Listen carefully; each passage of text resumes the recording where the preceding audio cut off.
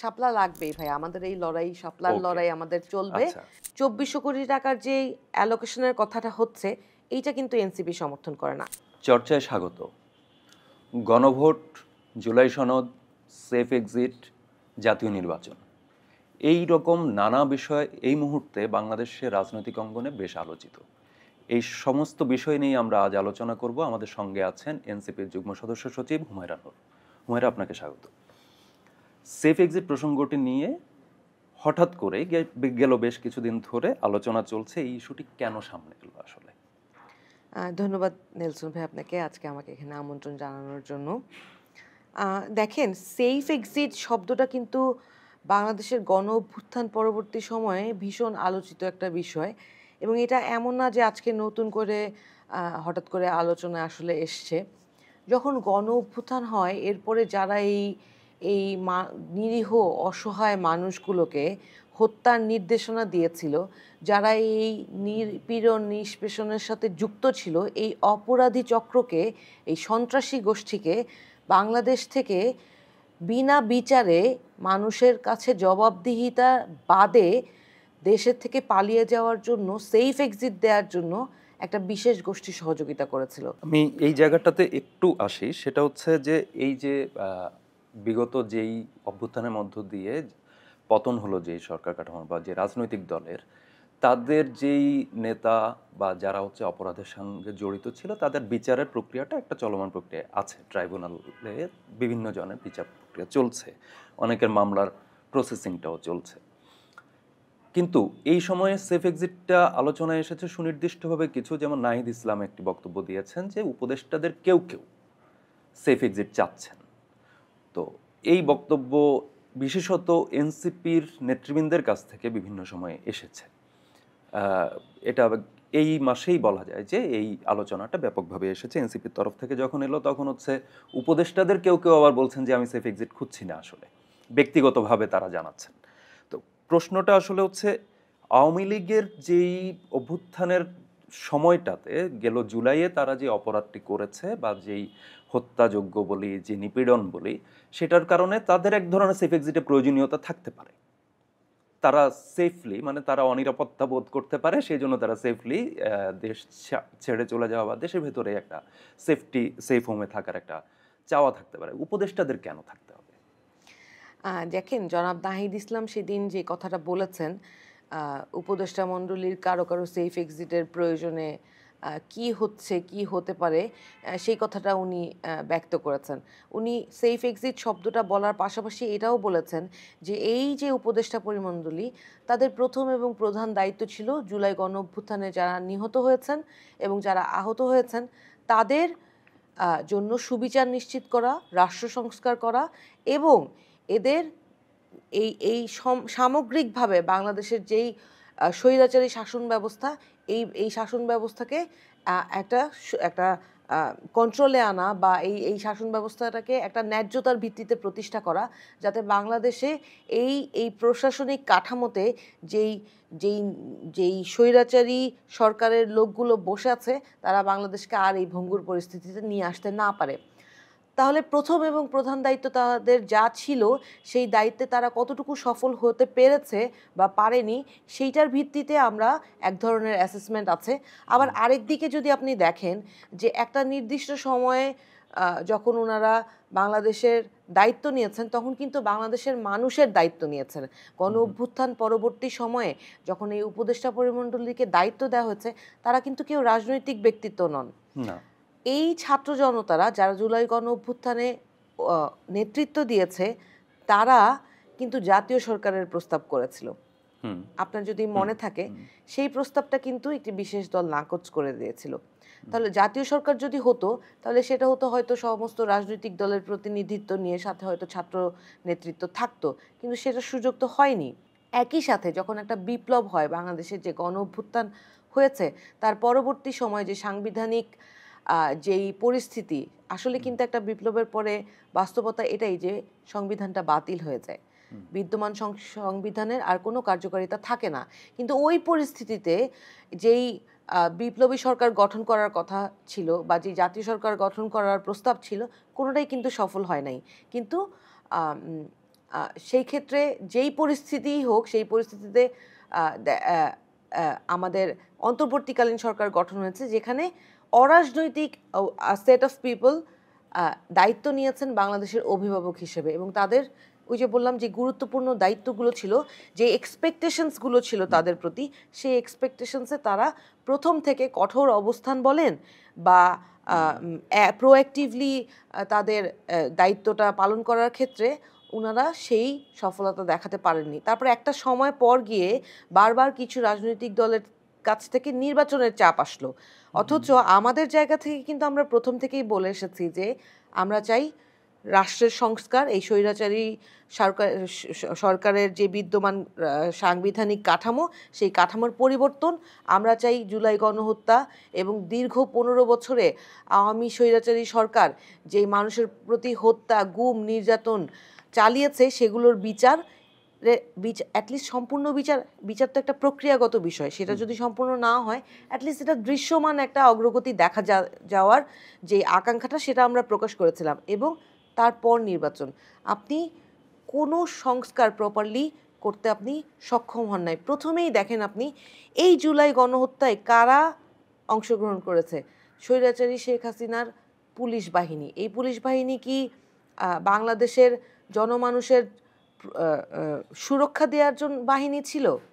এই এই এই পুলিশ বাহিনী তো বাংলাদেশের মানুষের সুরক্ষা দেয় নাই, তারা বরং শেখ হাসিনার সৈনিক হয়ে কাজ করেছে, রাস্তায় গুলি করেছে মানুষকে, তাও কোন বন্দুক দিয়ে? যেই বন্দুক আমাদের টাকায় কেনা হয়। তাহলে আপনি ভেবে দেখেন, এই বাংলাদেশের সরকার, অন্তর্বর্তীকালীন সরকার যখন দায়িত্ব নিলেন, তাদের প্রথম এবং প্রধান দায়িত্ব কিন্তু ছিল পুলিশ সংস্কার করা। কারণ রাষ্ট্রের আইন শৃঙ্খলা বাহিনী যখন আপনার নিয়মতান্ত্রিকভাবে না চলবে এবং নিরপেক্ষভাবে রাষ্ট্রের সুরক্ষা প্রদান না করবে, তখন কিন্তু আপনার রাষ্ট্র কখনোই স্বাধীনভাবে চলতে পারবে না।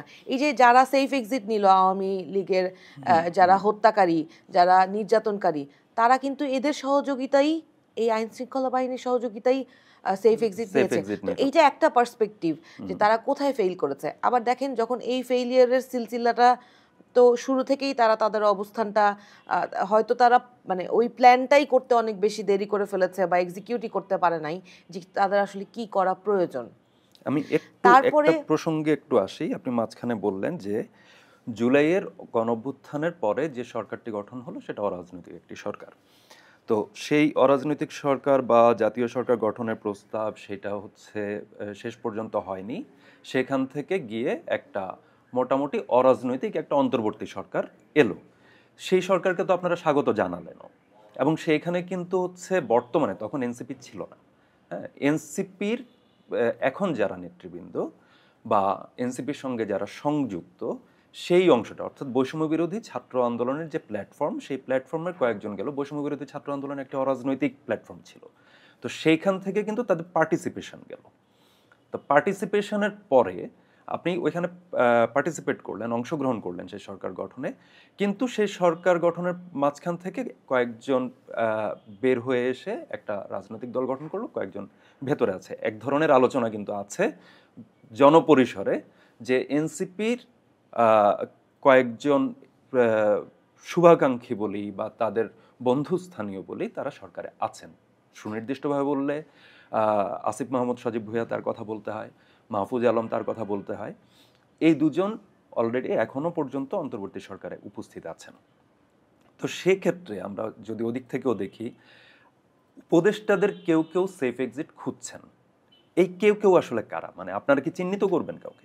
আচ্ছা, যেই প্রসঙ্গে ছিলাম সেই প্রসঙ্গের মাঝখানে এই প্রশ্নের উত্তরটা আসলে দেওয়া খুব জরুরি। বারবার করে দুটো জিনিস আমরা ক্লিয়ার করি, সেটা হচ্ছে আমরা কেন রাজনীতিতে আসলাম এবং যারা অন্তর্বর্তীকালীন সরকারে আছে তারা কি এনসিপির কিনা।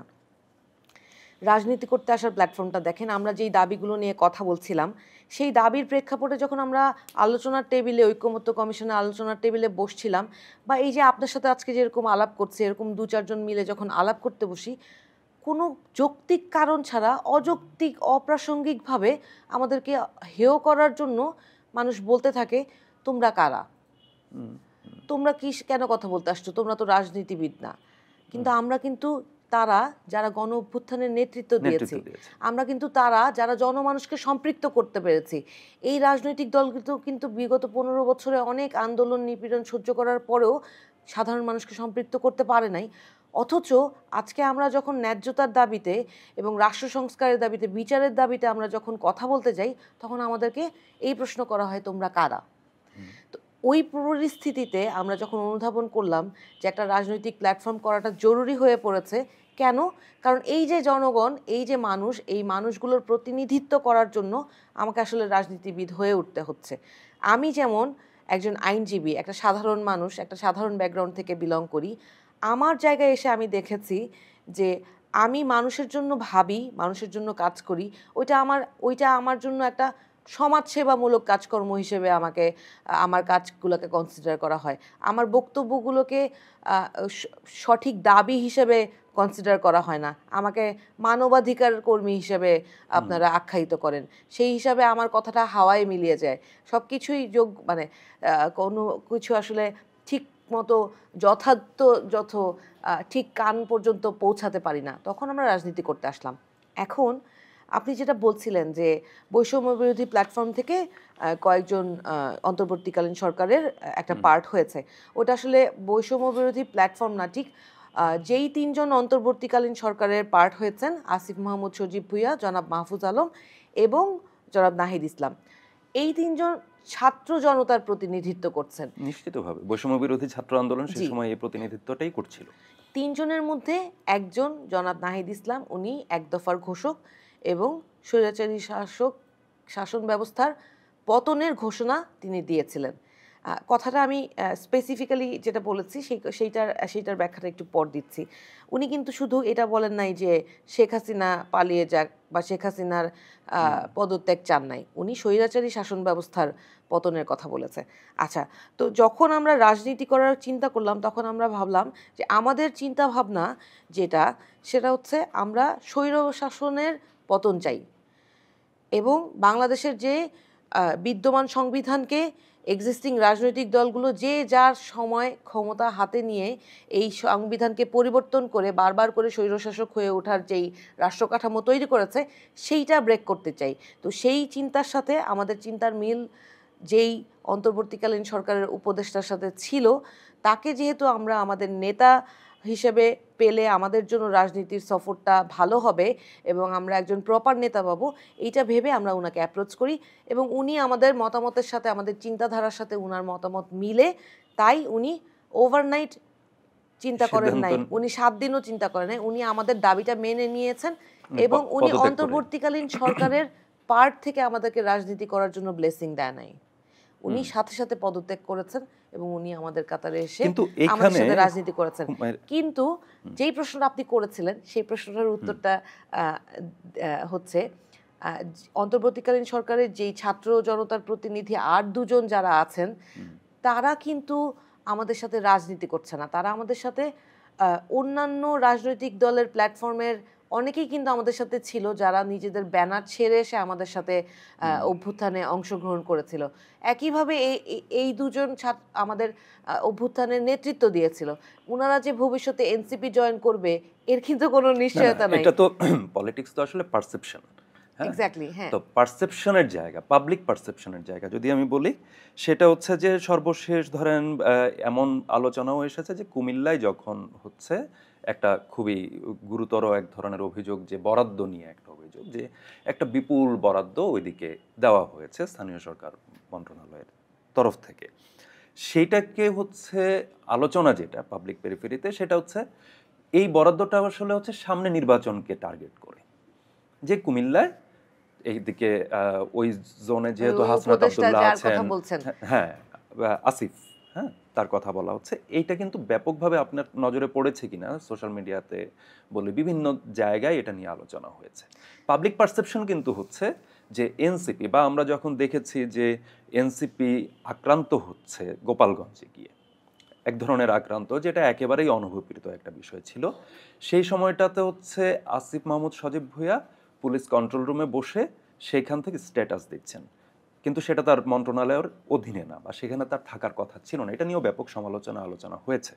তো এই নানা কারণেই কিন্তু এই আলোচনাটা যে মাহফুজা আলম এবং যে আসিফ মোহাম্মদ সজীব ভুঁইয়া এই দুজন যেহেতু সতীর্থ আন্দোলনের নেতৃত্ব দানকারী নেতা তারা, এবং নাহিদ ইসলাম বলেন বা আপনাদের যেই টোটাল প্ল্যাটফর্ম বলি, যে ছাত্র জনতা আপনাদের সাথে হচ্ছে আপনাদের কারণে সংযুক্ত হলো, একটা গণ অভ্যুত্থানে আপনাদের নেতৃত্ব মেনে নিল, তারই নেতা তারা। সুতরাং সেই কারণেই হচ্ছে আলোচনাটা বারবার ঘুরে আসছে যে তারা যেহেতু সরকারে আছে এবং এনসিপির তার সতীর্থরা একটা রাজনৈতিক দল করলো যেটা হচ্ছে জাতীয় নাগরিক পার্টি। আচ্ছা, তো সেই জায়গা থেকে এইটার আপনি কিভাবে ব্যাখ্যা করবেন আসলে? পার্সপেক্টিভটা আমি আসলে ব্যাখ্যা করি। উনারা নিঃসন্দেহে আমাদের অভ্যুত্থানের সহযোদ্ধা ছিলেন। শুধু অভ্যুত্থানে না, দীর্ঘদিন ধরে এই স্বৈরাচারী সরকারের বিরুদ্ধে নানান রকম আন্দোলন হয়েছে। উনারা একসাথে পড়ালেখা করার সময় একই সাথে তারা এই স্বৈরশাসকের বিরুদ্ধে নানান রকম আন্দোলন সংগ্রামে সহযোদ্ধা ছিলেন, একসাথে জেলে গিয়েছেন, একসাথে সংগ্রাম করেছেন রাজপথে, এবং তারই পরিপ্রেক্ষিতে একটা সময় অভ্যুত্থানের মাধ্যমে সফলতাটা আসে। এখন আপনি যেটা বলেছেন, শব্দটা সুন্দর একটা শব্দ বলেছেন, সেটা হচ্ছে সতীর্থ। ওনারা আমাদের সতীর্থ, অভ্যুত্থানের সহযোদ্ধা, কিন্তু ওনারা কিন্তু আমাদের রাজনৈতিক সহযোদ্ধা না। এই যে একটা থিন লাইন, এই যে একটা পার্সপেক্টিভের ডিফারেন্স, বা এইটা যে একটা আন্ডারস্ট্যান্ডিংয়ের ডিফারেন্স, এইটা আসলে হয়তো আমরা মানুষকে বোঝাতে পারি নাই যে কোন জায়গাটায় ওনাদের সাথে আমাদের লাইন অফ ডিফারেন্স আছে। আর দেখেন, প্রত্যেকটা সম্পর্কের কিন্তু একটা লাইন থাকে, তাই না? আপনি আমার বন্ধু হতে পারেন, কিন্তু আমি যখন এখানে আপনার সাথে কথা বলছি, তখন কিন্তু আপনার সাথে আমার সম্পর্কটা অন্যরকম। আপনার সাথে আমার পেশাগত সম্পর্কটা আলাদা, ওখানে একটা লাইন আছে, বা ব্যক্তিগতভাবে আপনার সাথে আমার বন্ধুত্বের সম্পর্কটা আলাদা হতে পারে। তো দুইটা জিনিস কিন্তু দুই জায়গায় ডিফারেন্ট। এই জায়গাগুলো কিন্তু মানুষকে আমরা বোঝাতে হয়তো ব্যর্থ হয়েছে। আপনি কুমিল্লার যে কথাটা বললেন, যে ওই এলাকায় একটা বড় রকম একটা অ্যালোকেশন হয়েছে, ফান্ড অ্যালোকেশন হয়েছে উন্নয়নের জন্য। এখন সমস্যাটা হচ্ছে, আমরা দেখছি যে অভ্যুত্থান পরবর্তী সময়ে দুইটা জিনিস আমার পার্সপেক্টিভে আমি যদি জিজ্ঞেস করেন, সেটা হচ্ছে দুইটা আমার অবজারভেশন। সেটা হচ্ছে যখন মানুষ আঙ্গুল তুলে বা মিডিয়াগুলো আঙ্গুল তুলে, তখন ঠিক ওই দুই উপদেষ্টার দিকে আঙ্গুল তুলে সবার, মানে ওই ঈগল আইজ যদি বলেন, সেটা শুধু শুধু ওই দুই উপদেষ্টার দিকে, অথচ সারা উপদেষ্টা পরিমণ্ডলীর, এত বড় একটা উপদেষ্টা আমি পরিমণ্ডলী। এই জায়গাটাতে একটু ডিফার করব, একটা পয়েন্ট আমি একটু বলে নেই। সেটা হচ্ছে যে মোটা দাগে কিন্তু উপদেষ্টা পরিষদের নানা জনকে নিয়েই নানা সময় ধরেন হচ্ছে আসিফ নজরুল ওনাকে নিয়ে এক ধরনের হ্যাঁ, আলোচনা কিন্তু হয়েছে, হাইপটা কিন্তু উনাদের নিয়ে রিজওয়ানা হাসান সারাক্ষণ। ওনাকে নিয়েও আলোচনা হয়েছে। এখন একটা বিষয়, হাইপটা বেশি হওয়াটা কি স্বাভাবিক নয়? যে প্রত্যাশা কার দিকে বেশি? হ্যাঁ, প্রত্যাশা যদি বেশি, আপনার এই হ্যাঁ, কথাটা আমি মানছি, ওই জায়গাটাই আসছিলাম, যে দেখেন, সো সবার ফোকাসটা কিন্তু উনাদের দিকে, এবং ওই ফোকাসটাই মানুষ আবার মিডিয়াও এনক্যাশ করছে কম বেশি, যে যেহেতু উনাদেরকে নিয়ে কিছু লিখলে এটা কাটতিটা বেশি হয়, হয়তো উনারা এই জন্য উনাদের প্রতি বেশি ফোকাস করেন। ওইটা আমার আসলে অভিযোগের জায়গা না। ওইটা ওই জায়গাটা হচ্ছে অন্য জায়গায়ও কি হচ্ছে, অন্য জায়গার অ্যালোকেশনগুলো কি, আমরা চাই মিডিয়া সেটাও সামনে তুলে নিয়ে আসুক। তাহলে মানুষ জানতে পারবে যে আসলে কে কি করছে।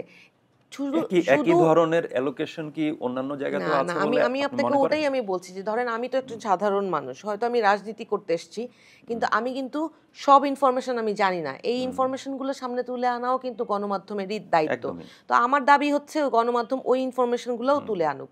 পাশাপাশি এই যে 2400 কোটি টাকার যে অ্যালোকেশনের কথাটা হচ্ছে, এইটা কিন্তু এনসিপি সমর্থন করে না, আমিও ব্যক্তিগতভাবে সমর্থন এনসিপি কি করি না। আনুষ্ঠানিকভাবে এটার কোন ধরনের বিবৃতি বা কোন এইটা পজিশন এইটা ডিক্লেয়ার নিয়ে করেছে? সরকারের অনেক কর্মকাণ্ড আছে, যেটা আমরা এক্সপ্রেসলি সমালোচনা করি। হয়তো এটা বিবৃতি দেই না, কারণ আমি তো সরকার না, আমি বিবৃতি কেন দিব। কিন্তু আমি সরকারের সমালোচনা সব জায়গায়, যেখানে যা ভুল হচ্ছে সেটা অবশ্যই করব, আমি সেটা করেছি। কয়দিন আগে নাসিরউদ্দিন পাটোয়ারি আপনি যদি দেখেন, উনি এক্সপ্রেসলি কিন্তু একটা জায়গায় বিবৃতি দিয়েছেন যে এটা তো আমি সমর্থন, আমরা দল থেকে করি না। এবং আমিও আজকে আপনাদের সামনে এই কথা স্পষ্টভাবে বলছি যে উনারা আমাদের গণ অভ্যুত্থানের সহযোদ্ধা বলেন, আপনি যেটা সুন্দর একটা শব্দ বলেছেন সতীর্থ, যতই হোক রাজনৈতিক ময়দানে আপনি যদি আমাকে প্রশ্ন করেন, এই specific larger amount of allocation we do not support. আমি তো চাই আমার এলাকায় একটা ভালো অনুদান আসুক, সেক্ষেত্রে তো আমার নিজস্ব হ্যাঁ নির্বাচনী এলাকা বলেন বা আমার এলাকার যারা মানুষ নিপীড়িত তারাও কিছু সুবিধা পাক সরকারের কাছ থেকে, এটা তো আমারও আশা। এখন আমিও তো এটা সমর্থন করতে পারি না যে আমার এলাকার লোকেরা বঞ্চিত হচ্ছে, আরেকটা এলাকায় মানুষ সুবিধা পাচ্ছে। এটা আমার হিংসের কথা না, সেক্ষেত্রে বাট হয়তো হিংসে না, একটু এটা সমতা হতে পারতো। সেক্ষেত্রে বৈষম্য সমতার প্রশ্নে, নিরসনের যে আন্দোলন, হ্যাঁ, যে প্রশ্নটা হ্যাঁ, কিন্তু ওখান থেকে আসছে।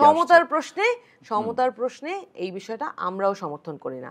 এখন ওকে প্রথমে যেই প্রশ্নটা করছিলেন সেই প্রশ্নটার উত্তরটা শেষ করতে পারিনি, সেটা হচ্ছে যেই সেফ এক্সিটের কথাটা বলছিলেন। এখন দেখেন যেই অভ্যুত্থানের আমরা যেই পরবর্তী সময়ে যে দায়িত্বগুলো ছিল সেখানে সরকারের উপদেষ্টারা কোন জায়গায় গিয়ে তাদের সফলতা ব্যর্থতার জায়গায় তারা ফেইল করছে সেইটা নিয়ে আমাদের আক্ষেপের জায়গায় যখন আমরা আলাপ করা শুরু করলাম, তারও পরবর্তী সময়ে আহ, উম, আহ, আমরা দেখলাম যে একটি বিশেষ রাজনৈতিক দল ওই ওই একই সময় আমরা যখন কনস্ট্রাকটিভ ক্রিটিসিজম করছিলাম যাতে সরকার এই বিষয়গুলো তাদের দায়িত্বগুলো বুঝে নিয়ে নির্দিষ্ট সময়ের মধ্যে, যেহেতু তাদেরকে একটা সময়ের মধ্যে তো আবার ক্ষমতাও হস্তান্তর করতে হবে, কারণ তারা তো আর আজীবনের জন্য দায়িত্ব নেয় না, তাদেরকে একটা নির্দিষ্ট সময়ের জন্য নির্দিষ্ট দায়িত্ব নিয়ে অন্তর্বর্তীকালীন সরকারের দায়িত্ব দেওয়া হয়েছে। তো তাদেরকে আমরা কনস্ট্রাকটিভ ক্রিটিসিজম করছিলাম, ওয়্যারএজ একটা বিগ রাজনৈতিক প্ল্যাটফর্ম এটা কি তারা, বিএনপির প্রসঙ্গটি আসছে হ্যাঁ নিশ্চয়ই? ধরে নেন বিএনপি এবং হুম তার সমর্থক যারা আছে হুম তারা কিন্তু ভীষণভাবে গালাগাল করছিল এবং তাদেরকে পদত্যাগ করার দাবি করছিল এবং একেবারে পারলে এখনই কান ধরে নামিয়ে দেয় এমন একটা অবস্থা হুম ছিল, হুম যেইটা ওনারা শেখ হাসিনার সাথেও 15 বছরে করতে পারে নাই। কিন্তু ঠিক একটা বিশেষ সফরের পর হুম। পুরা ডাইমেনশনস চেঞ্জ, লন্ডন সফরের কথা বলছেন? এনভায়রনমেন্ট চেঞ্জ, হুম হ্যাঁ, হুম কথা বলার টোন চেঞ্জ, হুম। ওভারনাইট সব কিছু চেঞ্জ হয়ে গেল। মানে এবং সরকারের অন্তর্বর্তীকালীন সরকারের একটি বিশেষ দলের প্রতি বিশেষ আনুগত্য বৃদ্ধি আপনি পেল। কি তাহলে এই যে এইটা লিয়াজও যে বলছেন? শব্দটা হ্যাঁ মেনশন করেছে হুম জনাব নাহিদ ইসলাম, হুম এই শব্দটার তো আসলে একটা বাস্তব রূপ আছে। আপনারা যদি একটু খোঁজ খবর নেন আপনারা জানতে পারবেন। ইভেন বিভিন্ন এলাকায় একটি বিশেষ রাজনৈতিক দলের নেতাকর্মীরা যদি আন্তঃকোন্দলেও যদি কোনো দুর্ঘটনা ঘটিয়ে থাকে, অপরাধ সংগঠন করে থাকে, সেক্ষেত্রেও তাদের নামে মামলা করতে গেলে আমরা অসহযোগিতার মুখোমুখি হচ্ছি, সাধারণ জনগণ অসহযোগিতার মুখোমুখি হচ্ছে। তাহলে এইটা তো আবারও সেই একই স্বৈরাচারী আচরণই হলো। এইটা তো কাম্য না। তাহলে এই জিনিসগুলো ওভারসি করছে কারা, এই সুযোগগুলো কাদের মাধ্যমে পাচ্ছে? That was the question. আপনি তাহলে এখান থেকে যদি আমি একটু জিস্ট করার চেষ্টা করি তাহলে হচ্ছে যে বিএনপি প্রসঙ্গ এলো এবং লন্ডন সফরের প্রসঙ্গটা আসলে এলো, তাহলে কি আপনি আপনার বা এনসিপির প্ল্যাটফর্ম কি তাহলে এই অভিযোগটি তুলতে চাচ্ছে যে লন্ডনের সফরের মধ্য দিয়ে এক ধরনের ক্ষমতা কেন্দ্রিক সমঝোতা হয়ে এসেছে বিএনপির সাথে? হতে হ্যাঁ, পারে, হতে পারে এবং তো এই সেক্ষেত্রে তো ধরনের প্রধান উপদেষ্টা ছিলেন সেই সফরে, তাহলে কি আপনার এই কেউ কেউ চাচ্ছেন সেখানে কি প্রধান উপদেষ্টা আছেন? হতে পারে উনি যদি ন্যায্যতার ভিত্তিতে ওকে রাষ্ট্র পরিচালনা না করে থাকেন, তাহলে উনার সেফ এক্সিট প্রয়োজন হলে উনাকে এই লিয়াজোটা হয়তো করতে হয়েছে। আর ওকে এর বাইরে তো আর কোনো কারণ নাই একটা বিশেষ রাজনৈতিক দলকে বিশেষ সুবিধা দেয়া বা হুম তাদেরকে হুম তাদের সাথে বিশেষ লিয়াজো মেনটেন করা, এইটা তো আসলে কোয়েশ্চেনেবল। সাধারণ মানুষ প্রশ্ন করছে এটা যদি উনারা, এই যে দেখেন আহ, তাহলে বারবার তো করে মানুষ আগামী আমাদেরকে নির্বাচন কিংস নিয়ে পার্টি বলছিল। আমি হুম আমি হুম হুম আমি কথাটা তুললাম, হুম হুম হ্যাঁ, আমাদেরকে কিংস পার্টি বলছিল। এই শব্দটা কিভাবে এসছে যখন আহ, প্রধান উপদেষ্টা একটি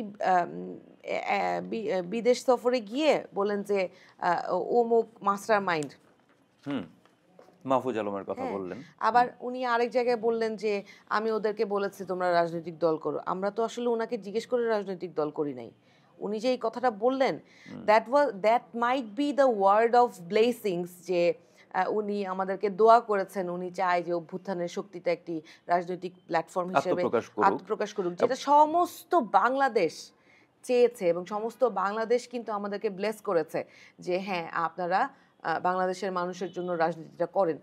একইভাবে উনিও হয়তো সেটাই ভেবেছেন, কিন্তু because of his word of blessings people thought যে উই আর বিইং ব্লেসড, অথচ বিদ্যমান রাজনৈতিক কালচারে মানে আপনি যদি খোঁজ নেন দেখতে পাবেন যে বেশিরভাগ রাজনৈতিক দল ডিজিএফআই এর হেল্প নিয়ে রাজনৈতিক দল হিসেবে নিবন্ধিত হয়েছে, রাজনৈতিক দল হিসেবে গঠিত হয়েছে, অথচ আমরা কিন্তু কারো কোনো সহযোগিতা পাই নাই আজ পর্যন্ত। একটা নির্বাচন কমিশন আপনি দেখেন পক্ষপাতমূলক আচরণ করছে, আমাদের একটা ন্যায্য দাবি, একটা আমি শাপলা প্রতীকের দাবি। আমি এই প্রসঙ্গটাতেই আসছিলাম, আপনি নাসিরউদ্দিন পাটোয়ারির প্রসঙ্গটা যখন তুললেন সেটা সূত্র ধরেই, যে শাপলার প্রতি একটা তুমুল আবেগ দেখা যাচ্ছে এনসিপির, এর কারণটা আসলে কি? আচ্ছা, আমরা না শাপলাটার সাথে কিভাবে রিলেট করি, আমরা যখন অ্যাপ্লিকেশন করতে যাই প্রথমে দেখেন আমি পক্ষপাতমূলক আচরণের বিষয়গুলো বলছিলাম, সেটা হচ্ছে নির্বাচন কমিশনের একটা সংস্কার প্রস্তাব আলোচনার টেবিলে ছিল। কেন ছিল? কারণ এই যে নির্বাচন কমিশনারের নিয়োগ, এই নিয়োগের যে নীতিমালা সেটা কিন্তু শেখ হাসিনা সরকারের দ্বারা এইটা অ্যামেন্ড করা। তার মানে কি, তার নিজের সুবিধা মতো উনি এই এই নীতিমালাটা সে তৈরি করেছে এবং সেই নীতিমালা অনুযায়ী বিদ্যমান যে সিইসি আছেন ওনার নিয়োগ হয়েছে, হুইচ ইজ আনএক্সপেক্টেড। তাহলে আজকে দেখলাম আমার একজন বিশিষ্ট সাংবাদিক জনাব সোহরাব হোসেন উনি লিখেছেন যে আওয়ামী আইনে অন্তর্বর্তী শাসন, কথাটা কিন্তু উনি খুব ভালো লিখেছেন, আপনি আর্টিকেলটা পড়লে দেখতে পাবেন। এই যে বিষয়টা, তাহলে এই সিইসির যে নিয়োগটা, সেই নিয়োগটা কিন্তু আওয়ামী আইনে হয়েছে। তাহলে ওই এই যে নির্বাচন কমিশনের সংস্কারের আলোচনার মাঝখানেই সার্কুলার দিয়ে দিল যে যখন যখন বলছিল যে 2 সপ্তাহের মধ্যে এই নির্বাচন কমিশনের যে আলোচনাটা, সেই মানে সংস্কারের আলোচনাটা, সেটা 2 সপ্তাহের মধ্যে সমস্ত রাজনৈতিক দল তাদের পার্সপেক্টিভটা ব্যাখ্যা করবেন। এই আলোচনার মাঝখানে একটা সার্কুলার এসে গেল যে অত তারিখের মধ্যে সমস্ত রাজনৈতিক দল নিজেদের নিবন্ধনের জন্য অ্যাপ্লিকেশন করে ফেলতে হবে, তাও কি এক্সিস্টিং যে আরপিও, সেই আরপিও অনুযায়ী। তার মানে কি, সংস্কারের ভিত্তিতে যে সহজ করার প্রস্তাব করা হয়েছিল সেই সুবিধা কিন্তু এনসিপি পায় নাই। তাহলে আমরা কিংস পার্টি কি করে হলাম? আপনি ভেবে দেখেন। আমি আসছি আপনার উত্তরে। কষ্ট লাগে আসলে, বুঝছেন? মানে আমরা আসলে বারবার ভুল ট্যাগিং এর শিকার হয়ে আমরা না, রাজনৈতিক মানুষের দল হিসেবে এলে তখন তো এটা হচ্ছে আর ব্যক্তি থাকে না। না আমি না যখন ঠিক আছে, রাজনৈতিক কর্মী কিন্তু বা এই যে হচ্ছে রাজনৈতিক নেতা হিসেবে আত্মপ্রকাশ করি তখন আর আমি ব্যক্তি না, কিন্তু না সেটা তখন একেবারে পাবলিক পারসেপশন, মানুষ, ওই যে বললাম। আমরা কিন্তু হ্যাঁ, তারপরেও মানুষ, হ্যাঁ, হ্যাঁ, মানে তারপর রাজনীতিবিদ আমরা, হ্যাঁ ঠিক আছে, তখন ওই কথাটা বলছিলাম যে ভুল ট্যাগিং এর কারণে আমরা না প্রতিহিংসার শিকার হয়েছি প্রচন্ড, এবং এখনো হচ্ছি। তো দেখেন এই যে এই নিবন্ধনের আলাপটা করছিলাম, তো নিবন্ধনের যখন আমরা অ্যাপ্লিকেশন করছি তখন আমরা কিন্তু নির্বাচন কমিশনের সাথে আলাপ করেছি যে শাপলা প্রতীকটা যদি আমরা চাই তাহলে এতে কোনো বাধা আছে কিনা। ওনারা কিন্তু আমাদেরকে একটা পজিটিভ নোট দিয়েছে বা এই ধরনের কথাই বলেছে যে যদি এটা প্রতীক হিসেবে অন্তর্ভুক্ত হয় তাহলে আমাদের পেতে কোনো সমস্যা নাই। তবে একটা আলোচনা আমরা হয়তো শুনতে পেয়েছিলাম যে অন্য একটা রাজনৈতিক দল হয়তো এটা চেয়েছিল, পায় নাই। তো নাগরিক ঐক্য এর আগে জি, চেয়েছিল। তো আমরা শাপলা প্রতীকটা আমরা আমাদের ওনাদের সাথে আলাপ করেই অ্যাপ্লিকেশনে দিয়েছি। এখন শাপলা প্রতীকের যে ব্যাখ্যাটা, আমাদের চাওয়ার ন্যায্যতার যে ব্যাখ্যাটা, আইনি ব্যাখ্যাটা যদি আপনি দেখেন, কনস্টিটিউশনে যেই ন্যাশনাল এমব্লেমের যে ব্যাখ্যাটা আছে সেটা হচ্ছে মাঝখানে শাপলা, কিন্তু পাশে কিন্তু ধানের শীষ, উপরে স্টার এবং কিছু পাট পাতাও আছে। তো এই 4টা যে এমব্লেম, ন্যাশনাল এমব্লেমের যে 4টা পার্ট, তার মধ্যে একটা হচ্ছে শাপলা, আর বাকি ধানের শীষ এবং স্টার দুটোই কিন্তু 2টা বিদ্যমান রাজনৈতিক দলের প্রতীক। আবার আরেকটা বক্তব্য এসেছে যে এটা হচ্ছে একটা জাতীয় ফুল, কিন্তু কাঁঠালও তো একটা জাতীয় ফল, কাঁঠালও তো একটা রাজনৈতিক দলের প্রতীক। আবার আরেকটা আলোচনায় শুনলাম যে বাংলাদেশে ডিজিএফআই তাদের বিভিন্ন জায়গায় শাপলা প্রতীকটা প্রতীক হিসেবে ব্যবহার করে, কিন্তু বাংলাদেশ সেনাবাহিনী তো ঈগল প্রতীকটা ব্যবহার মানে তাদের বিভিন্ন জায়গায় ঈগল প্রতীকটা ব্যবহার করে, সেটাও তো আরেকটা রাজনৈতিক দলের প্রতীক। তাহলে আপনি আপনি লিগ্যাল আর্গুমেন্ট আছে against this fact that we cannot be allotted this particular sign for our political party, না এখানে কোনো যৌক্তিক ব্যাখ্যা আছে। আবার দেখেন এটা তো এই আসলে যে প্রতীকটা, বাধাগুলো আসছে সে বাধার এগেনস্টে যুক্তিটা। হ্যাঁ, আমার কিন্তু আমার আপনি এটার পক্ষে আমি যুক্তিটা আমি বলেন। একটা পয়েন্ট আমি জানতে খুবই আগ্রহী, সেটা জি হচ্ছে শাপলা প্রতীকে আসলে আগ্রহের কারণটা কি? জি জি, মানে ওইখানেই আপনারা আসছি। প্রথম যখন আপনারা ভাবলেন যে আমরা রাজনৈতিক দলের আসলে নির্বাচনে গেলে আমরা কোন প্রতীকটা নিয়ে নির্বাচন করব, আপনারা শাপলা বাছাই করার ক্ষেত্রে আপনাদের মাথায় আসলে কি কি পক্ষে, শাপলা প্রতীক বাছাইয়ের ক্ষেত্রে পক্ষের যুক্তিগুলো আসলে কি কি ছিল? আচ্ছা, বাছাই করার আগে, হুম, আমরা যখন অ্যাপ্লিকেশন করারও আগে আপনারা হয়তো দেখে থাকবেন, আমরা কিন্তু একটা জরিপ করেছি, জনজরিপ যেটা হুম, করেছি। সেইখানে আমাদের অনেকগুলো প্রশ্ন ছিল যে আমরা যদি রাজনৈতিক দল করি তাহলে সেটার নাম কি হওয়া উচিত, হুম, আমাদের মূল নীতি কি হওয়া বিষয়ে আমরা মানুষের সাথে জরিপে প্রশ্ন তাদের করেছি। মতামত নিয়েছেন। আমাদের হুম, প্রতীক কি হওয়া উচিত সেইটা নিয়ে মানুষের কাছে প্রশ্ন হুম, করেছি। আমাদের দেশে কি পরিবর্তন চায় মানুষ সেটা নিয়ে প্রশ্ন করেছি। তখন এই জরিপে যেই প্রতীকটা সবচেয়ে বেশি সামনের দিকে ছিল, মানুষের সমর্থনের দিকে যেই প্রতীকটা, আমরা যদি রাজনৈতিক দল গঠন করি সেক্ষেত্রে মানুষ আমাদের জন্য কোন প্রতীকটা চায়, যেটা হুম, সবচেয়ে বেশি ভোট অফ পিপল পেয়েছে, সেটা ছিল শাপলা। হুম, তো আরেক এইটা একটা। আর হ্যাঁ, আরেকটা জিনিস হচ্ছে, আমরা যখন এই প্রতীকটা নিয়ে অ্যাপ্লিকেশন করলাম, তখন মানুষ যে স্বতঃস্ফূর্তভাবে এই প্রতীকটা নিয়ে আমাদের সাথে কানেক্ট করেছে, দ্যাট ওয়াজ রিমার্কেবল। আমরা জুলাই যাত্রায় গিয়েছি, এই হুম, হুম, অ্যাপ্লিকেশন নির্বাচন কমিশনে আমাদের নিবন্ধনের অ্যাপ্লিকেশন করার পরেই আমরা জুলাই যাত্রায় গিয়েছি। জুলাই যাত্রায় যখন গিয়েছি তখন মানুষ, মানে মানুষের যে ঢল আমাদের সেই যাত্রায়, সেই পদযাত্রায়, সেই সমাবেশে যে মানুষের স্বতঃস্ফূর্ত অংশগ্রহণ, এইটা একদম, মানে আপনি যদি ওখানে উপস্থিত যারা সংবাদ মাধ্যমের যারা ছিলেন তাদেরকে যদি জিজ্ঞেস করেন আপনি জানতে পারবেন, বা আপনারা হয়তো দেখেছেন যে হ্যাঁ, সংবাদ মাধ্যমে মানুষ নিয়মিতই খবরগুলো এসেছে বিভিন্ন মানুষ সময়। আমাদের হুম, কাছে এসে কিভাবে উচ্ছ্বাস প্রকাশ করেছে, কিভাবে তাদের মনের কথাগুলো খুলে বলেছে, কি চায় তারা, কিভাবে বাংলাদেশটা করতে চায়। জানেন, আমি ব্যক্তিগতভাবে ভাবতাম কি, হয়তো গ্রামের মহিলারা এত রাজনীতি বুঝে না। মানে সত্যি আমি হয়তো, মানে আমি ডিসরেসপেক্ট করার জন্য বা ডেরোগেটরি কোনো কথা বলছি না। আমার একটা ধারণা ছিল যে উনারা নিজের জগৎ নিয়েই ব্যস্ত। কিন্তু বিশ্বাস করেন, গ্রাম একদম প্রত্যন্ত অঞ্চলের তেঁতুলিয়ায় একটা চায়ের দোকানে বসেছি, ওই চায়ের দোকানে নাকি কোনো মহিলারা বসে না।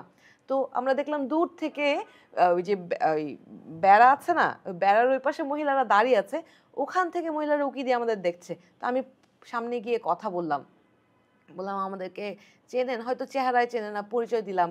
তখন ওনারা যেই গল্পগুলো বলল যে ওই সময়টাই ওখানে সীমান্তে একটা হত্যাকাণ্ডের ঘটনা ঘটেছে, এবং ওনাদের আস্থা যে এই প্রজন্ম, এই ছাত্র জনতা যারা গণ অভ্যুত্থানের নেতৃত্ব দিয়েছে, তারা এই এই বাংলাদেশের বিরুদ্ধে শক্তি, দেশের বিরুদ্ধে শক্তির বিরুদ্ধে লড়াই করতে পারবে, এবং তারাই এই দেশের বিরুদ্ধে যারা শক্তি আছে তাদেরকে প্রতিরোধ করতে পারবে, যাতে সীমান্তে আমাদের দেশের কোনো ছেলে আর নিহত না হয়। আপনি বিশ্বাস করতে পারবেন না যে প্রত্যন্ত অঞ্চলের মানুষও কতটা রাজনীতি সচেতন, এবং তারা জানেন আমাদের সাথে দেখা করতে আসার সময় শাপলা ফুল নিয়ে আসতো, আচ্ছা। এবং প্রতিটা হ্যাঁ, এলাকায় এই শাপলার এক্সাম্পল প্রতি আপনাদের দেখেছি। আবেগের ওই যে কারণটা মোটামুটি মানুষের সাথে কানেক্ট করার হ্যাঁ, জায়গাটা। মোটামুটি পরিষ্কার। কিন্তু এনসিপি বলি বা হচ্ছে বাংলাদেশের সচেতন, রাজনৈতিকভাবে সচেতন যে জনগোষ্ঠী, এটা দীর্ঘদিন ধরেই একটা আলোচনা যে আমাদের ভোটগুলো আসলে মার্কা কেন্দ্রিক হয়ে যাচ্ছে, মানে প্রতীক কেন্দ্রিক হয়ে যাচ্ছে। যে একটা মোটামুটি একটা প্রতীক আমাদের এখানকার সবচেয়ে পপুলার প্রতীক একটা হচ্ছে, এখন তিরোহিত হবে কিনা সেটি নির্বাচন কমিশন সিদ্ধান্ত নেবে, সেটা হচ্ছে নৌকা প্রতীক, আরেকটা হচ্ছে ধানের শীষ প্রতীক, দাড়িপাল্লা আছে, এই ধরনের বেশ কয়েকটা পপুলার ঘরানার প্রতীক আছে। একটা অভিযোগ রেগুলার আসে যে আসলে ব্যক্তি না দেখে, প্রার্থী না দেখে মার্কায় গিয়ে ভোট দেওয়ার প্রবণতাটা আমাদের এখানে বেশি। তো সেই রাজনীতি তো আপনাদের ভেঙে দেওয়ার কথা ছিল। হ্যাঁ, আহ, আমরা তো এখনো আসলে ভোটের রাজনীতিটাতে পার্টিসিপেট করি নাই, মানে কিন্তু আমার পয়েন্টটা হচ্ছে যে পপুলার জনরাত ধরে যে শাপলা আমরা নিতে চাচ্ছি, হ্যাঁ, হ্যাঁ, আপনি যেটা সেখানে কি বলতে চাচ্ছেন, প্রতীককেই প্রায়োরিটাইজ করা হচ্ছে না? না, এটা আসলে প্রতীককে প্রায়োরিটাইজ করা না। হয়তো বিদ্যমান রাজনৈতিক দল যারা ছিল তারা ওই যুদ্ধটা করেছে যে হুম, কেউ এখন কিন্তু এই জিনিসটা চেঞ্জ হয়ে গেছে। যারা ঐক্য করেছে আপনি দেখেন, এই ঐক্য কিন্তু তারা করেছিল, ভেবেছিল ঐক্য করলে আগেরবার যেমন ওই নির্বাচনী জোট করলেই একটা প্রতীকের ভিত্তিতে জিতে যেত, এখন কিন্তু সেই সুযোগ আর নাই। আমি আর আরো 10টা রাজনৈতিক দল যদি একটা ঐক্য করি, যে যার রাজনৈতিক দলের ওই লোগো, ওই প্রতীক নিয়েই কিন্তু ইলেকশনটা করতে হবে। এখন মানুষ কিন্তু এত সচেতন, আমি কিন্তু আপনাকে বলছিলাম যে মানুষ এত সচেতন, তারা প্রত্যেকটা ছোট বড় জিনিস খেয়াল করে। আপনি যদি একটা অসৎ কাউকে যদি আপনি দিয়ে দেন তাকে প্রতিনিধিত্ব করতে বা ইলেকশন করতে, মানুষ তাকে ভোট দিবে না, এটা ভাবার কোনো কারণ নাই। সুতরাং মানে আমরা কিন্তু অন্তত আমাদের যারা প্রতিনিধিত্ব করবেন নির্বাচনে, যারা আমাদের ইলেকশনে, হয়তো কিছুদিন পরে যদি জুলাই সনদটা স্বাক্ষর হয়ে যায় এবং যদি জুলাই সনদ স্বাক্ষরের বিষয়ে গণভোটে প্রসঙ্গটা আসছে, আরেকটি আমি গুরুত্বপূর্ণ জাস্ট জায়গা। একটু কথাটা যদি আমি শেষ না করি, মানে মানুষ ভুল ব্যাখ্যা পাবে। আমি যেটা বলতে চাচ্ছিলাম যে যদি আমরা নির্বাচনে যাই, তাহলে আমাদের যারা প্রার্থী হবেন তাদের প্রথম এবং প্রধান ক্রাইটেরিয়া হচ্ছে যে তারা মানবিক দিক দিয়ে মানুষ হিসেবে তারা কেমন, এবং মানুষের কাছে তাদের গ্রহণযোগ্যতা কেমন, মানুষের অধিকার আদায় তাদের চেষ্টাটা কেমন, এইটা হচ্ছে আমাদের ফার্স্ট এবং ফরমোস্ট ক্রাইটেরিয়া। সো ওই জিনিসটা আমাদের কাছে মূল। প্রতীকের যে বিষয়টা সেটা হচ্ছে আমরা মানুষের সাথে, ওই প্রতীক আমাদের সাথে মানুষ কানেক্ট করে, ওইটা মানুষের ম্যান্ডেট, আমাদের ম্যান্ডেট না। মানুষই, ওই যে বললাম, আমরা কিন্তু জনজরিপের ভিত্তিতে এই প্রতীকটা সিলেক্ট করেছি। সুতরাং আমাদের আসলে ওইটা, যেটা আপনি বলছিলেন যে প্রতীকের জন্য আমরা আমাদের লড়াইটা এটা না, লড়াইটা ন্যায্যতার লড়াই। শাপলা যদি শেষ শাপলার পর্যন্ত না পান, দেখেন, এনসিপি শাপলা যদি না পাওয়ার পায়, বিষয়টা কিন্তু ন্যায্যতার লড়াই। আজকের এই বাংলাদেশে এসেও যদি একটা প্রতিষ্ঠান নিরপেক্ষভাবে কাজ করতে না পারে এবং কোনো আইনি ব্যাখ্যা নাই, কোনো যৌক্তিক ব্যাখ্যা নাই, কোনো ব্যাখ্যায়, আরো একটা ব্যাকগ্রাউন্ড আমি ধরে নিলাম যে স্বৈরাচারী আচরণ করে কোনো একটা জিনিস যদি আটকে দেয়, এটা তো ন্যায্য আচরণ হতে পারে না। সো আমাদের লড়াইটা হচ্ছে ন্যায্যতার লড়াই। অবশ্যই ন্যায্যতার লড়াই, সেটা অবশ্যই। কিন্তু আমার এটা আমি একদম সংক্ষেপে একটা উত্তর চাইবো, সেটা হচ্ছে শেষ পর্যন্ত শাপলা যদি এনসিপি না পায়, তাহলে এনসিপি কি নির্বাচনে যাবে নাকি যাবে না? শাপলা লাগবেই ভাই, আমাদের এই লড়াই, শাপলার লড়াই আমাদের চলবে। আচ্ছা, এই লড়াইয়ে আমরা কম্প্রোমাইজ গণভোট করব না। প্রসঙ্গে একটা কথা আমি জানতে চাইবো, সেটা হচ্ছে গণভোট প্রথমে এনসিপির একটা অবস্থান ছিল যে জাতীয় নির্বাচনের সাথে হলেও সমস্যা নেই। এখন হচ্ছে জাতীয় নির্বাচনের আগে একদম স্ট্রিক্ট একটা পজিশন, এটার কারণটা কি? আচ্ছা, আমরা আগে, আপনি যেটা বলছেন যে গণভোট জাতীয় নির্বাচনের সাথে হলে সমস্যা নাই বা কি, এই কথাটা আসলে এইভাবে বলি না। আমরা প্রথমে চেয়েছিলাম গণপরিষদ নির্বাচন, যাতে সাংবিধানিক যে পরিবর্তন বা নতুন সংবিধান প্রণয়নের ক্ষেত্রে মানুষের অংশগ্রহণ সুনিশ্চিত করা যায়, এবং মানুষের সিদ্ধান্ত, বাংলাদেশের মালিক তো জনগণ, এবং বাংলাদেশের রাষ্ট্র কাঠামো কেমন হবে, সংবিধান কি হবে, সেইটা সিদ্ধান্ত নেয়ার সর্বময় ক্ষমতাধারী হচ্ছে জনগণ। সুতরাং জনগণকে সম্পৃক্ত করে জনগণের ভোটের ভিত্তিতেই এইটা নিশ্চিন্ত যাতে হয়, সেইটা জনগণের হাতে ছেড়ে দেওয়াটাই ছিল আমাদের উদ্দেশ্য। সেই পরিপ্রেক্ষিতে আমরা গণপরিষদ নির্বাচন চেয়েছিলাম।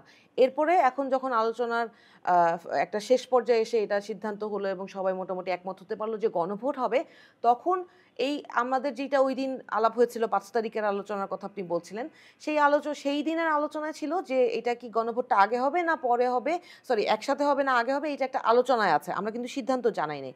কিন্তু এখন যেই আমাদের আলোচনার শেষ দিকে এসে এখন মোটামুটি এই আলোচনাটা, এখনও তো আমরা আসলে আমাদের ফাইনালাইজ কি সিদ্ধান্ত সেটা জানানোর সুযোগ হয় নাই। আমরা যেহেতু আলোচনার মধ্যে আছে এবং এটা ফাইনাল এনি মোমেন্ট আসলে চলে আসবে, এবং আমরা আশা রাখছি যে আমরা সবাই মিলেমিশে একটা সুন্দরভাবে সিদ্ধান্ত নিতে পারবো জনগণের স্বার্থে, এবং জনগণের জন্য আমরা বাংলাদেশকে সুন্দরভাবে গড়ে তুলতে পারবো ইনশাআল্লাহ। ভবিষ্যৎ বাংলাদেশ সুন্দর হবে। সময় প্রায় শেষ দিকে, আমি একেবারে সংক্ষেপে কিছু উত্তর আমি চাইবো, একদম সংক্ষেপে। সেটা হচ্ছে নিউ ইয়র্ক সফরে সর্বশেষ জাতিসংঘের সাধারণ পরিষদের অধিবেশনে যোগ দেওয়ার জন্য এনসিপির নেতা আখতার হোসেন গেলেন। সেখানে এক ধরনের অনভিপ্রেত ঘটনা ঘটলো, যে এক ধরনের হেনস্থা বলি বা বলি, এক ধরনের সংকট তৈরি হলো। তো এইটাকে কি আপনি মব ভায়োলেন্স বলবেন? দেখেন, সমস্যা কি জানেন, এই আওয়ামী লীগ যে রাজনৈতিক দলটা, এটা কারা করেছে সেটা আমরা জানি, এটা কি মব ভায়োলেন্স হিসেবে আপনি আখ্যা দিবেন কিনা? আমি বলছি, আওয়ামী লীগের যে রাজনীতিটা এইটা যত দিন গিয়েছে এটা রাজতন্ত্রও না, এটা সন্ত্রাসী কার্য, মানে একটা সন্ত্রাসী দলে পরিণত হয়েছে।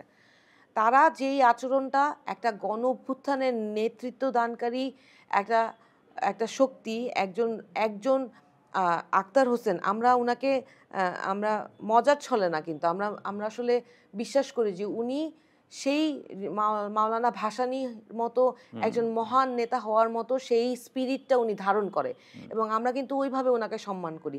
ওনার স্বার্থ কিন্তু উনি কিন্তু রাজনীতিক বা ক্ষমতা এইটা এই এই স্বার্থে কিন্তু রাজনীতি করতে আসে না, উনি জনমানুষের রাজনীতি হ্যাঁ, করতে আসে। আক্তার হোসেনের কিন্তু জায়গাটা আমরা জানি। হ্যাঁ, আপনার স্পেসিফিক যে কোশ্চেনটা হচ্ছে সেটা হচ্ছে এইটা কি মব কি না, মব ভায়োলেন্স কিনা বা ইট মব ইজ, সন্ত্রাস। হ্যাঁ it is a mob violence okay, when it is, সেক্ষেত্রে when আমি it is আরেকটি এটার সাথে একদম done in a wrong, আমি সম্পূরক বলছি, আমি ওই ওই আমার উত্তরটা হচ্ছে it is of course a mob violence when it is done in a wrong way, in a wrong perspective, in a wrong মানে intention. মব কখনো কখনো রাইট ওয়েতে হতে পারে। নো, মবের বিষয়টা যেটা আপনি বলছিলেন যে একটা অভ্যুত্থান পরবর্তী, আপনার পার্সপেক্টিভটা তো এইটাই যে একটা অভ্যুত্থান পরবর্তী সময় আমরা বিভিন্ন জায়গায় এই জিনিসটা দেখেছি দেখেছি এবং সেটা এখনো এনসিপি এখনো দেখছি সমর্থন করে কিনা।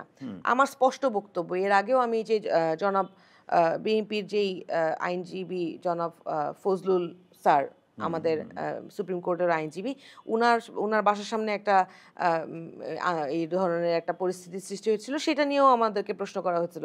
আমি সেখানে স্পষ্ট করে বলেছিলাম, এবং আমরা বারবার এই কথাটা বলে থাকি, আইন বহির্ভূতভাবে কোনোভাবেই কোনো জায়গায় মব ক্রিয়েট করার কোনো সুযোগ নাই, এবং এটা মানুষকে আমরা বারবার করে শুনেন এটা কি অনেকেই, এনসিপির অবস্থান এটা নাকি আপনার এনসিপির ব্যক্তিগত অবস্থান, অবস্থান? এটা এনসিপির অবস্থান। ওকে, এনসিপি কিন্তু বারবার কিন্তু সবাইকে সেক্ষেত্রে কিন্তু অনুরোধ করে বলছে, এনসিপির অন্যতম শীর্ষ নেতা হাসনাত আব্দুল্লাহর তরফ থেকে আমরা মবের পক্ষেও কিন্তু বক্তব্য পেয়েছি। ওইটা কোন সেটাকে আপনি কিভাবে ব্যাখ্যা করবেন? কবে বলেছে ওই ও, মানে মবটাকে আমি ভায়োলেন্স হিসেবে, কেউ কেউ মব জাস্টিস বলে, মব জাস্টিস এটা নিশ্চয়ই হচ্ছে, আপনি আইনজীবী হিসেবে এটা কখনোই এন্ডোর্স করার কথা না। না, তো আমি মব আমার যেটা ভায়োলেন্স যেটা, হ্যাঁ মব ভায়োলেন্স সেটা হচ্ছে, বা আদালত প্রাঙ্গণে আমরা কখনো কখনো দেখেছি, হ্যাঁ বা এখনো কখনো কখনো দেখছিও, বা এই যে চুল কেটে দেওয়া যেটা, মানে যেটা আসলে হচ্ছে জুলের পরে হচ্ছে শুরু হলো না, এইভাবে চুল নানা কেটে সময় দেওয়ার ব্যাপারটা খুব বাজে ছিল, হ্যাঁ বাজে ছিল। খুব তো বাজে এই ছিল, এবং ঘটনাগুলো মানুষের আমাদের এখানে ব্যক্তি ঘটছে স্বাধীনতায় নিয়মিত। হস্তক্ষেপ করার কোনো সুযোগ নাই। তো এই যে জায়গাটা, তার মানে মব কি কখনো কখনো রাইট কিনা, হ্যাঁ আমরা দেখেছি শফিকুল আলম বলছেন যে এটা আসলে প্রেসার গ্রুপ, হ্যাঁ তো এইটা কি আসলে কোনোভাবে মবকে উৎসাহিত করেছে কিনা, যেটা আসলে এক্সপোর্ট কোয়ালিটি হিসেবে এটা আমার বাংলাদেশের অধ্যুষিত অঞ্চলগুলোতে ছড়িয়ে পড়ছে। আচ্ছা, এই যে জিনিসটা, আপনি যেহেতু সময়ও কম, ছোট করে উত্তর দিই, সেটা হচ্ছে হাসনাত আব্দুল্লাহ কোনো একটা একটা ব্যক্তিগত মতামত দিয়েছে, হয়তো এটা আমি হয়তো আমার নজরে আসে নাই, বাট ইন জেনারেল এনসিপির অবস্থান হচ্ছে, আপনি আপনার ন্যায্য যে দাবি রাষ্ট্রের পক্ষে আইনের ভিত্তিতে আপনার যে ন্যায্য দাবি, সেটা আপনি অ্যাজ এ গ্রুপ আপনি অবশ্যই সামনে তুলে আনতে পারেন, সেটা একটা একটা নিয়মতান্ত্রিকভাবে হতে হবে, এবং অবশ্যই তার ভিত্তিতে বিচার চাইতে হবে, সেটাও আইনের ভিত্তিতে চাইতে হবে, এর বাইরে যাওয়ার কোনো সুযোগ নেই। ধন্যবাদ হুমায়রা। আমরা আমাদের আলোচনা আজকে অনেকগুলো বিষয় উঠে এলো, সেখানে এনসিপির যে অবস্থান বিভিন্ন বিষয়ে একেবারে খুবই আলোচিত, মব ভায়োলেন্স বলি, গণভোট বলি, সেফ এক্সিট বলি, এরকম নানান বিষয়ে এনসিপির অবস্থানটা মোটামুটি আমরা জানতে পারলাম। এই বিষয়ে আপনাদের মূল্যায়ন যদি থাকে সেটা আপনারা জানাতে পারেন চর্চার ইউটিউব চ্যানেল এবং ফেসবুক পেজের কমেন্ট বক্সে। ধন্যবাদ, আজ এই পর্যন্ত।